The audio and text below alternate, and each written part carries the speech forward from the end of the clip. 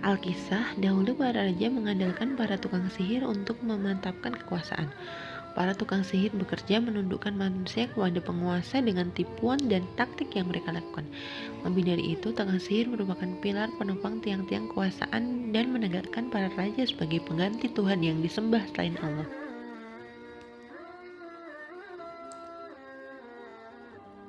Imam Muslim meriwayatkan dari Suhaib bahwa Rasulullah telah menyampaikan kepada kita bahwa ada seorang raja punya tukang sihir yang sudah berumur lanjut. Dia takut ilmunya lenyap sehingga tukang sihir ini meminta kepada raja agar mengutus kepadanya seorang pemuda yang cerdas lagi pintar agar dia bisa mewarisi ilmu dan kesesatannya. Raja memenuhi permintaan dan mengirim seorang pemuda kepadanya. Pemuda ini melewati seorang pendeta manakala dia mondar-mandir pulang pergi pada penyihir. Pemuda ini duduk dan mendengarkan di majelis sang pendeta. Pendeta ini memberikan taktik kepada si pemuda manakala penyihir mulai mencurigainya disebabkan seringnya dia terlambat serta mampir pada sang pendeta.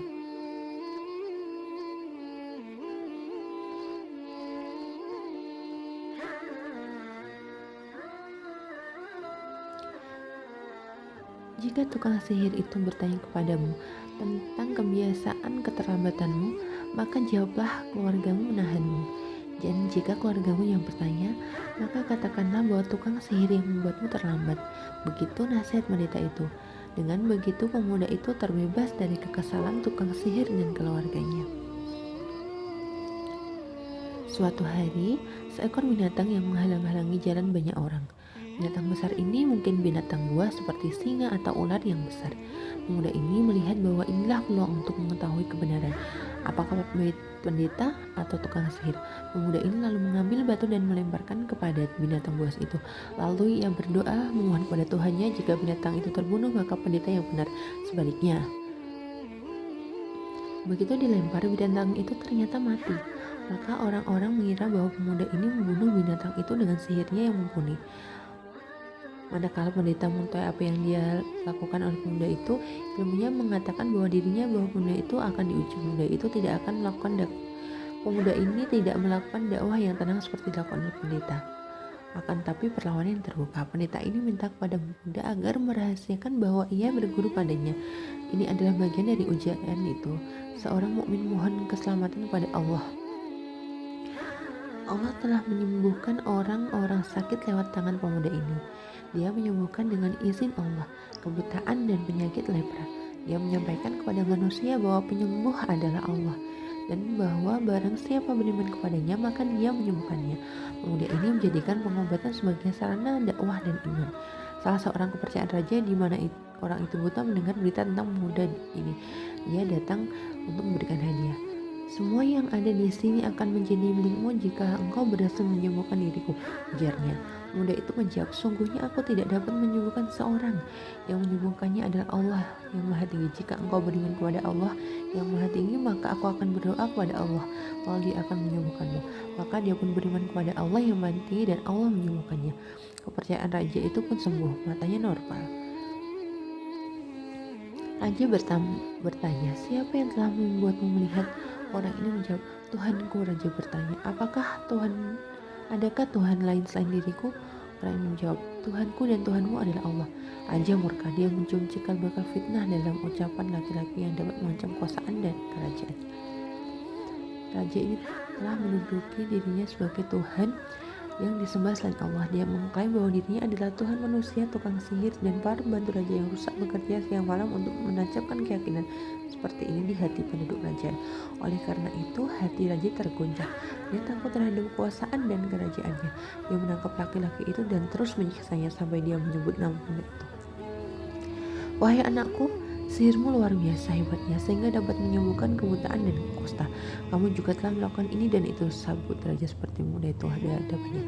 Muda itu menjawab, sungguhnya aku tidak dapat menyembuhkan seorang pun. Sebenarnya yang menyembuhkannya adalah Allah.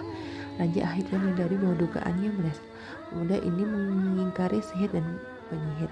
Pemuda ini tidak memakai ilmunya untuk menopang kerajaan dan menjadikan rakyat sebagai hamba raja.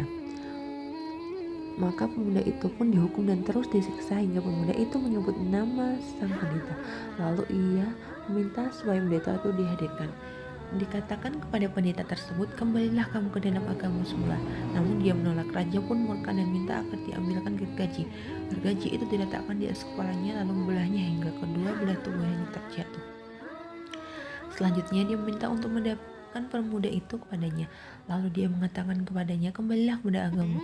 Namun dia tetap menolak. Maka dia menyerahkan kepada beberapa pengikutnya lalu berkata, pergi dan bawalah pemuda ini ke gunung, dan itu bawalah dia naik ke atas gunung. Jika kalian telah sampai di puncaknya dan dia kembali pada agamanya, maka tidaklah masalah. Tapi jika tidak, maka lemparkanlah dia. Kemudian mereka segera membawa pemuda itu naik ke gunung. Maka pemuda itu berdoa, ya Allah, lindungilah aku. Gunung itu pun goncang, mereka pun berjatuhan dari gunung. Lalu pemuda itu dengan berani datang menemui sang raja. Kemudian raja bertanya kepadanya, apa yang dilakukan oleh orang-orang bawahmu? Dia menjawab, Allah yang Maha Tinggi telah menghindarkan diriku dari kejahatan mereka. Pemuda itu diserahkan kepada pasukan lain selain berkata, pergilah kalian dan bawalah pemuda itu dengan sebuah perahu ke tengah-tengah laut. Jika dia mau kembali kepadanya, semuanya dia akan selamat. Lalu mereka berangkat dengan membawa pemuda tersebut. Pemuda itu berdoa, ya Allah, selamatkanlah aku dari mereka sesuai dengan kehendak-Mu. Maka kapal itu pun terbalik dan mereka tenggelam. Setelah itu pemuda itu tersebut dengan berjengkel datang menemui raja. Raja berkata padanya, apa yang telah dilakukan orang-orang yang bersama tadi? Dia menjawab, Allah yang Maha Tinggi telah menyelamatkanku dari kejahatan. Pemuda itu berkata kepada raja, sungguhnya kamu tidak akan dapat membunuhku hingga kamu mengerjakan apa yang aku katakan kepadamu. Apa yang harus aku kerjakan? Tanya raja itu. Pemuda itu menjawab, kamu harus mengumpulkan orang-orang di satu tanah lapang. Lalu kamu menyalipku di sebuah batang pohon. Ambillah anak panah dari tempat anak panahku, letakkanlah busurnya, kemudian ucapkanlah dengan menyebut nama Allah Tuhan pemuda ini. Lalu lepaskanlah anak panah itu ke arahku. Sungguhnya jika kamu telah melakukan hal itu, ia kumpulkan orang-orang di satu tanah lapang. Dia menyalip pemuda itu ke sebatang pohon lalu mengambilnya satu anak panah dari tempat anak panah pemuda itu. Selanjutnya ia meletakkan anak panah itu pada busurnya. Kemudian ia mengucapkan Bismillahirrahmanirrahim. Dia pun melepaskan anak panah itu dan mengenainya. Hanya saat setelah pemuda itu mati, raja pun bernafas lega. Perkiraannya dia telah memadamkan fitnah dan menyambut akhirnya. Tiba-tiba para prajuritnya terpongol-pongol melapor, apa yang kau takutkan telah terjadi. Rakyat telah beriman. Akhirnya apa yang dicari dan diinginkan oleh pemuda itu telah terwujud.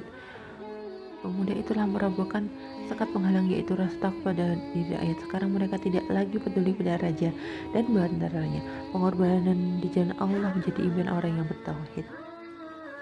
Tahukah engkau apa yang engkau khawatirkan? Demi Allah, kekhawatiran itu sekarang telah menjadi kenyataan. Orang-orang telah beriman, ujar prajuritnya. Kemarahan raja memuncak melebihi batas-batasnya. Raja pun memerintahkan untuk membuat parit besar di setiap persimpangan jalan dan di parit supaya menyalakan api. Raja berkata, barang siapa tidak kembali kepada agamanya semula, maka lemparkanlah dia ke dalam parit itu, atau dekarkan dan ceburkanlah dirimu.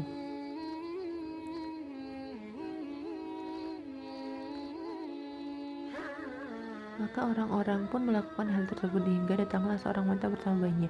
Wanita ini ragu untuk masuk dalam api dan dia hampir mundur. Tiba-tiba Allah membuat bayi itu dalam gendongannya berucap, wahai ibuku, bersabarlah, sungguhnya engkau berada dalam kebenaran.